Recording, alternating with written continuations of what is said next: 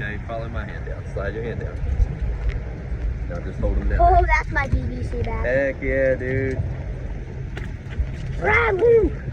Grab it by the line. Grab it by the Yeah, line. just hold Grab him by it. the line. Let's see, Jax. so Tell me what you got. a ginormous sea bass. So you're the bass king. Look at this. Bass You got a master. big old sea bass. Awesome. Have you ever caught one this big, Dad?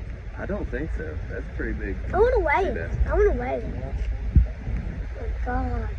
You want to see how big it is? Measure it on the with the tape. That's definitely a keeper. Here, leave him on the line and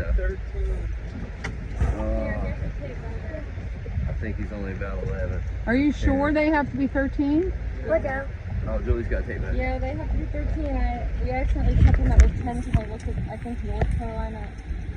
Jax, are you excited? Yeah. Let's see. I just caught this one. Are you allowed to hold him like a freshwater bass? Yeah, Oh, yeah. that's the best way to hold him so you don't get poked. But he's got a hook in his mouth. So. Stretch him out. Pinch him.